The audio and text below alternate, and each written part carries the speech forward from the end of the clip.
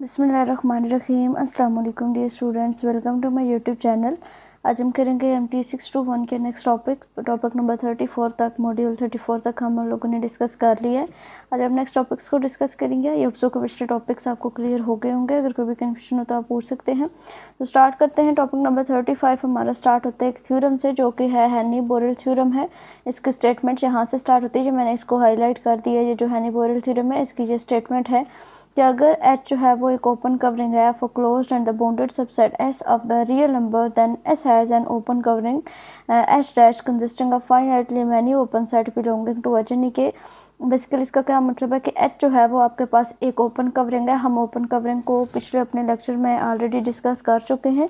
तो इसका मतलब क्या है कि जो H है वो हमारे पास एक ओपन कवरिंग दी गई है, और उसका सब सेट है वो हमारे पास क्या है, S है, और वो क्लोज भी है और बाउंडेड भी है। And of the real number then S as an open covering. तो जो S हमारा सबसेट होगा, ये डेफिनेशन हमने पढ़ी थी कि सबसेट जो है वो हमारा ओपन कवरिंग होगा किसका, H डैश का। इसमें कौन से एलिमेंट्स आएंगे, consisting of finitely many open set belonging to H। यानी कि जो H के ओपन सेट्स होंगे, फाइनाइटली ओपन सेट होंगे, वो हमारे बिलोंग करेंगे। जो H हमारे पास एक H डैश हम सब सेट यहाँ पे बनाएंगे, वो जो सेट हम बनाएंगे ओपन कवरिंग का, उसमें जो सेट आएंगे वो कौन से होंगे, जो H से बिलोंग करते होंगे और फाइनाइट होंगे, ओपन सेट होंगे और इस सेट से बिलोंग करते होंगे। ठीक है। उसके बाद हमारे पास कम्पैक्ट सेट की डेफिनेशन है, closed and the bounded set of the real number is called the compact set. यानी कि एक सेट जो कि क्लोज भी होता है और बाउंडेड सेट भी होता है। रियल नंबर का सेट जो क्लोज भी और बाउंडेड भी हो, उस सेट को हम कम्पैक्ट सेट कहते हैं। आपके ऑब्जेक्टिव के पॉइंट ऑफ व्यू से भी इम्पोर्टेंट है। उसके बाद आगे कहते हैं कि इफ़ एवरी, ये दरम्यान में जो है इसी थ्योरम के बारे में लिखा हुआ है, एक दफ़ा रीड आउट कर लीजिएगा if you have time. If every open covering of the S contain a finitely सब कवरिंग, अगर उसमें सब कवरिंग जो है वो इंक्लूड होती है, तो ये आपके पास हेनी बोरेल थ्योरम की प्रॉपर्टी है। वो क्या कहता है कि जो ओपन कवरिंग होती है एस की, उसमें क्या होता है कि सब कवरिंग इंक्लूड होते हैं। यानी कि सब सेट के जो सब कवर्स होते हैं वो उसमें इंक्लूड होते हैं। The same is true of R N, यानी कि ये रियल नंबर्स के लिए भी ट्रू है। अप टू इनफाइनाइट टर्म्स तक, एन टर्म तक हम इसको लेके जा सकते हैं। और जो हेनी बोरेल थ्योरम है, ये इसके अलावा और कौन सी स्पेसिस में यूज़ होता है, ये एब्स्ट्रैक्ट स्पेसिस में यूज़ होता है, लाइक टोपोलॉजिकल स्पेसिस में भी ये यूज़ होता है Heine Borel theorem. For which the concept of boundedness need not to be defined, जिसमें हम बाउंडेड और अनबाउंडेड का कंसेप्ट जो है वो डिफाइन नहीं करते हैं। सिंपली हम उसकी कवरिंग बताते हैं कि वो ओपन है, क्लोज्ड है, या उसके जो एलिमेंट्स हैं वो किस में लाइक आ रहे हैं। ये चीज़ें हमने वहाँ पे डिफाइन करनी होती हैं। हमें एग्जांपल दी हुई है, S1 इक्वल टू 0 1, जो एक आपको एक क्लोज सेट दिया हुआ है, is covered by the family of open intervals. और यहाँ पे कुछ इंटरवल डिफाइन किए गए हैं, इस ये फैमिली इसमें साथ में बताइए। इसके ओपन इंटरवल के एक फैमिली के साथ इसको कवर किया गया, x-1/n एंड x+1/n। जैसे हमने जो है वो अपने पिछले लेक्चर में देखा था, एप्सिलॉन प्लस समथिंग था। इसी तरह से यहाँ पे अब हमारे एलिमेंट्स जो हैं वो चेंज हो चुके हैं। n जो है वो हमारे पॉजिटिव इंटीजर्स है, यानी कि जो इसका रूट लाई करेगा, ये इसकी वैल्यू क्या होनी चाहिए, x की वैल्यू आपकी 0 इज़ लेस देन x और s इज़ लेस देन 1। ठीक है, इनके दरमियान 0 और 1 के दरमियान कोई भी वैल्यू जो है वो आप किसकी ले सकते हैं। और n में पॉजिटिव इंटीजर्स, कोई भी इंटीजर्स आप पॉजिटिव ले सकते हैं 1 से अपवर्ड, जितने भी पॉजिटिव इंटीजर्स आप लेना चाहें। The 2n interval from the h0 centred at the point x के इक्वल टू k(n/2), यानी कि अगर n की जगह पर आपके पास 2n आ जाता है तो देन आप उसको इस तरह से डिफाइन करते हैं। और जो उसका इंटरवल लाई करता है वो आपका क्या होता है, 0 is less than equal to k and k is less than equal to आपके पास होता है 2n-1 के। एंड ये आपका जो कवर करता है वो किसको कवर करता है, ये आपकी S1 की कवरिंग होती है। ठीक है। उसके बाद आगे सेम इसी तरह से यहाँ पे कुछ और सेट्स दिए हुए हैं, और इनको जो है वो कम्पैक्ट सेट नहीं कहा गया। कम्पैक्ट सेट की हमने पीछे डेफिनेशन देखी थी कि वो बाउंडेड भी होते हैं और क्लोज्ड भी होते हैं, तो वो आपके पास कम्पैक्ट सेट होते हैं। जैसे कि ये डेफिनेशन थी, फिर भी देख लेते हैं कि closed and the bounded set of the real number is called the compact set. ना तो ये बाउंडेड है और ना ही ये क्लोज्ड है, तो दैट्स वाई हम इस सेट को कम्पैक्ट सेट नहीं कहेंगे। उसके बाद टॉपिक नंबर 36 है हमारे पास, इसमें क्लोज सेट और लिमिट पॉइंट्स के बारे में हमने जो है वो पढ़ना है। ये आपका मेन टॉपिक है, मैंने साथ ये भी मेंशन कर दिए। थ्योरम सबसे पहले देख ली। थ्योरम कहता है कि a set S is closed if and only if no point of S complement is the limit point of S। Limit point की डेफिनेशन भी हम ऑलरेडी कर चुके हैं। तो वही डेफिनेशन यहाँ पे लागू होती है कि इफ़ एस जो है वो क्लोज सेट है, ये इफ़ एंड ओनली इफ़ की कंडीशन है, तो यहाँ पे जो है वो दो चीज़ें हो सकती हैं कि अगर जो एस का कम्प्लीमेंट है वो एक लिमिट पॉइंट है तो एस जो है वो आपका एक क्लोज सेट है, और एक ये कंडीशन हो सकती है कि अगर एस एक क्लोज सेट है तो एस कम्प्लीमेंट जो है उसका जो एस है उसका लिमिट पॉइंट है। S complement is the limit point of S, तो जो एस कम्प्लीमेंट होगा वो लिमिट पॉइंट होगा एस का। ठीक है, इफ एंड ओनली इफ की जब कंडीशन होती है तो हमने दोनों चीज़ों को प्रूव करना होता है। या तो ये हो सकता है कि अगर एस एक क्लोज सेट है तो फिर हमारे पास क्या होगा, जो एस कम्प्लीमेंट है वो लिमिट पॉइंट है एस का, या फिर इस तरह हो सकता है कि अगर एस कम्प्लीमेंट लिमिट पॉइंट है एस के तो एस हमारे पास एक क्लोज सेट है। इस तरह से इसका कंक्लूजन है, क्लोजरी है, a set S is closed if and only if S contain all of its limit point, कि एस जो है वो क्लोज सेट होता है इफ एंड ओनली इफ जब जो एस होता है वो सारे लिमिट पॉइंट को कंटेन करता है। जहाँ पे फिर वही इफ़ एंड ओनली इफ़ की कंडीशन हमारे पास आ जाती है, तो इधर भी हम दोनों चीज़ों को जो है वो प्रूव कर सकते हैं। अगर जो है वो एस कंटेन करता है आल लिमिट पॉइंट तो एस जो है वो हमारे पास एक क्लोज है, या फिर अगर एस क्लोज है तो S contain all its limit points.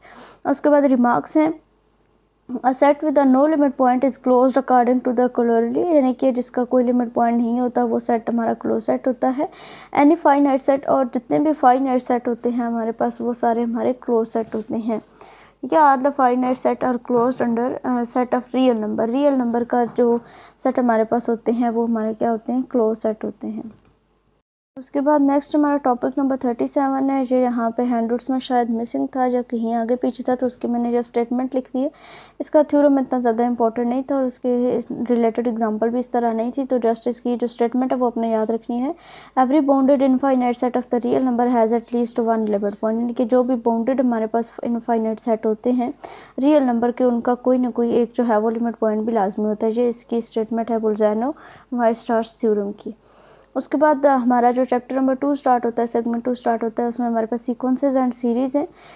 Topic number 38 आपका यहाँ से बनता है अकॉर्डिंग टू एलएमएस। तो सबसे पहले सीक्वेंस की डेफिनेशन हम देखते हैं कि सीक्वेंस जो है वो हमारे पास होता क्या है। सीक्वेंस क्या है कि an infinite sequence, more briefly a sequence, यानी कि या तो हम इसको इनफाइनाइट सीक्वेंस कह सकते हैं या फिर जस्ट सीक्वेंस भी कह सकते हैं। ये हमारे पास क्या होता है, of the real number is the real value function on the set of integers N, यानी कि ये हमारे पास जो सीक्वेंस होता है वो क्या होता है कि रियल नंबर के सेट होते हैं और उसमें वैल्यूड कौन सी होती है, रियल वैल्यूड फंक्शन होता है। और उसको डिफाइन कैसे किया जाता है, इस तरह से डिफाइन हम उसको करते हैं N and N is greater than equal to K, यानी कि जो इनकी डोमेन है वो आपकी लाई करती है इसमें। Infinite sequence is a function whose domain is the same is some subset of integers, यानी कि जो हमारे इंटीजर्स होते हैं उनका सबसेट होता है और उसकी डोमेन जो है वो उसमें लाई करती है। We call the value of the function the term of the sequence, और इसको डिनोट जो है वो हम इस तरह से कर सकते हैं एस एन के टू इन्फिनिटी। यहाँ पे हमारे पास इसकी जो साथ में लिमिट आ रही है के टू इन्फिनिटी टर्म तक, हम इसको एक्सपेंड कर सकते हैं और एस के इंटू एस के plus 1 up to N terms तक ये चलता रहेगा, के प्लस 1 के प्लस 2 के प्लस 3। एंड यहाँ पे सारी बात है इन्फिनिटी है तो इन्फिनिटी पॉजिटिव इन्फिनिटी बड़े से बड़ी वैल्यू भी हो सकती है। इन्फिनिटी पॉजिटिव इन्फिनिटी के आगे 1000 मिलियन भी जो है वो एक छोटी सी चीज़ है, जो मैं ऑलरेडी आपको इसका कंसेप्ट दे चुकी हूँ। उसके बाद आगे इसके कुछ एग्जांपल्स हैं, इनको देखिए। यहाँ पे 1/n² प्लस 1 है और 0 टू इन्फिनिटी इसकी लिमिट दी गई है।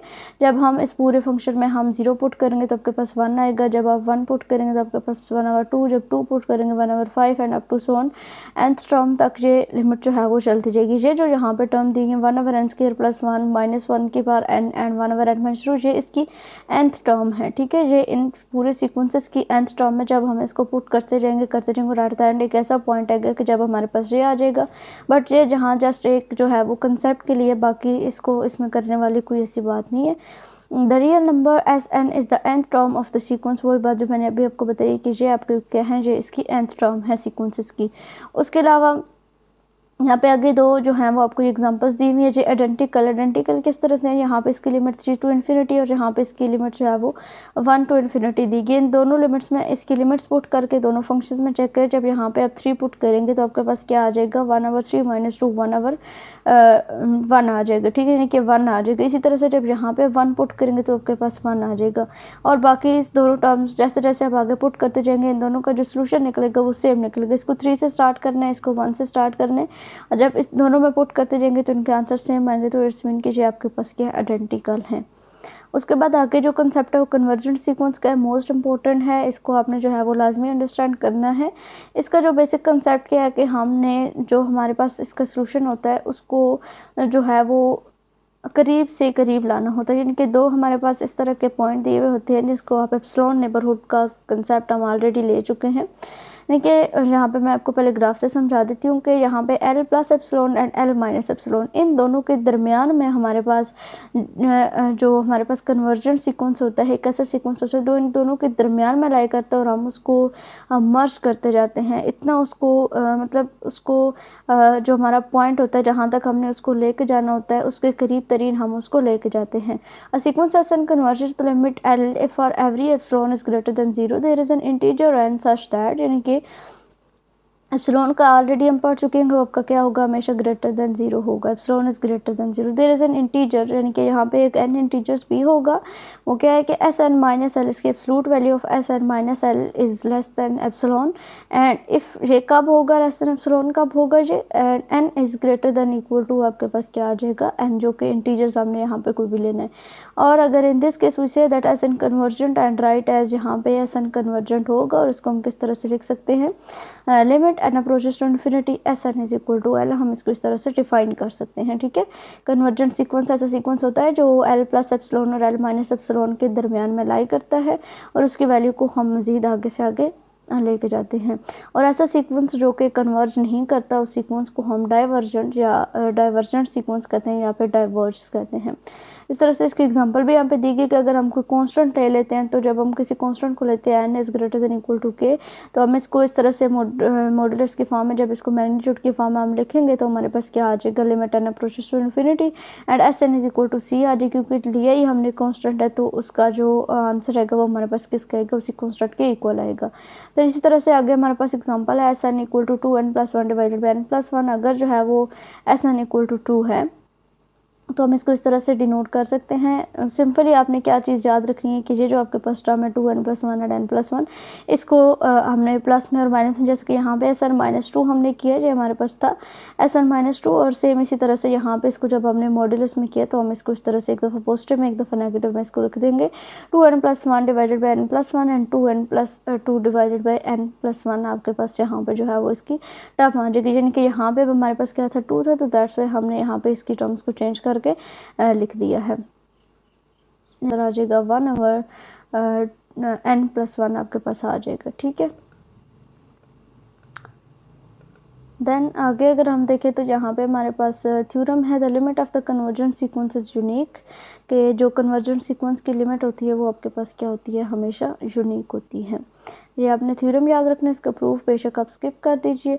उसके बाद आगे अगर हम देखें तो यहाँ पे टॉपिक नंबर 40 आपका स्टार्ट होता है डाइवर्जेंट का। ठीक है, हमने इसमें देखा है कि वो सीक्वेंस जो कि कन्वर्जेंट नहीं होते उन सीक्वेंस को हम डाइवर्जेंट्स या डाइवर्स कहते हैं। तो अब देखते हैं कि ये क्या है।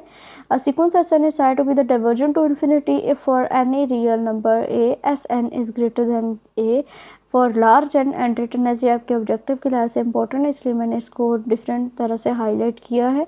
इसको आप देखिएगा, अगर जो है वो आपका क्या है S N is greater than A है तो then limit N approaches to infinity S N is equal to क्या होगा, इन्फिनिटी होगा। और अगर ये चीज़ आपकी क्या हो जाती है S N is less than A हो जाती है तो देन ये इक्वल टू आ जाएगा आपके पास माइनस इन्फिनिटी के।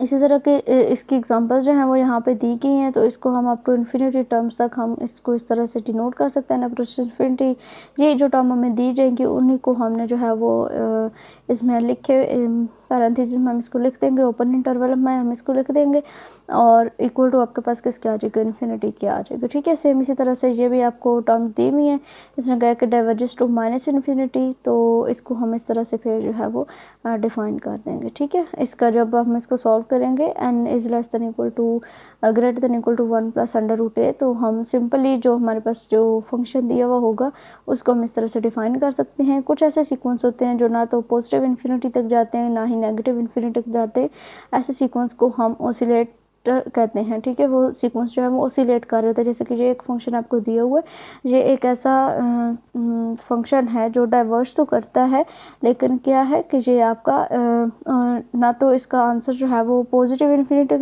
तक जाता है और ना ही इसका आंसर जो है वो नेगेटिव इन्फिनिटी इन्फिनिटी तक जाता है तो ऐसे सीक्वेंस को हम ओसिलेट कहते हैं। ठीक है, इसकी डेफिनेशन हम जो है वो एग्जैक्ट आगे देखेंगे अगले मॉड्यूल्स में। तो आज के लेक्चर में इतना ही।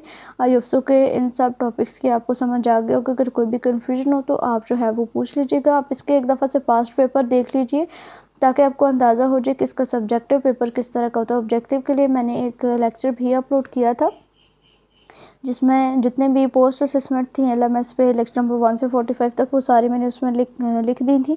तो आप उसको एक दफ़ा लाजमी देख लीजिएगा। मैं उसका लिंक आई बटन में भी दे दूँगी, आप उसको लाजमी विज़िट कीजिएगा। तो मिलते हैं अपने अगले लेक्चर में, तब तक के लिए अल्लाह हाफिज़।